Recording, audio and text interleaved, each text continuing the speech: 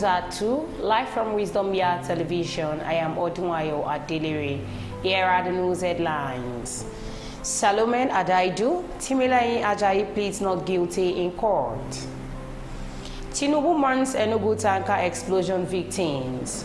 Now the news in details. Timilehin Ajayi, the suspected murderer of Salome Adaidu, has pleaded not guilty to the killing of the National Youth Service Corps member who died a few weeks ago at his residence. The Nasarawa State Police Command arrested him on January 12 and charged him to court for culpable homicide punishable with death. According to the police, the suspect pleaded not guilty to the killing of Salome Adaidu when he was arraigned before Justice Simeon Aboki at Court 2 in Lafia on Monday. The officer in charge, legal of the Nasarawa State Police Command, Stanley, told newsmen after the court proceedings that despite his plea not guilty to the charge, the police will continue to follow up on the case until justice is served. Stanley said, today, the 27th day of January 2025, the defendant, Mr. Timilehin Ajayi, was properly arraigned before the Honorable Court on the one-count charge of culpable homicide punishable with death. His plea was taken and he pleaded not guilty to the charge, and a date was set for trial. The case is now adjourned to 17th to 20th day of March for his trial. The court is desirous of giving it a speedy, accelerated trial, and it is a welcome development.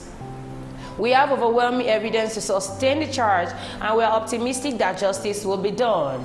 On his part, counsel to the defendant, Joseph Tucker, assured him to follow up on the case for his client Ajayi. Today was basically for arraignment, and as the law demands, he has entered his plea already, and we have taken a day for hearing.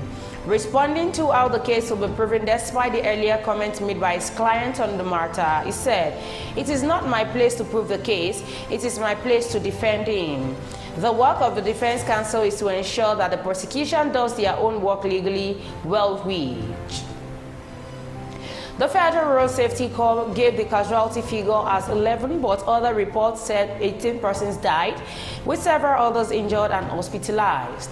The Enugu incident came just days after a similar incident in Niger State claimed over 80 lives. Tinubu commiserated with the families of the deceased and the injured and prayed for the repose of the souls of the departed and quick recovery for those receiving medical treatment. The president called for caution and adherence to safety measures among road users, particularly fuel tanker operators. Furthermore, he directed agencies in charge of enforcing traffic rules to implement measures to prevent recurring fuel tanker explosions nationwide. Also, the Deputy Speaker of the House of Representatives, Benjamin Kalu, called on relevant agencies of government to prioritize the safety of lives in the event of accident or occupational hazard. The Deputy Speaker, in a statement issued on Sunday by his Special Assistant, Print Affairs Udora Orizu, condoled the families of the Enugu tanker accident victims, as well as the government and the people of Enugu State, praying to God to grant them the fortitude to bear the loss. Before the news comes to an end, here are the headlines once again. Salome Adaidu, Timilehin Ajayi pleads not guilty in court. Tinubu mourns Enugu tanker explosion victims. Thank you for staying tuned. I am Ajayi.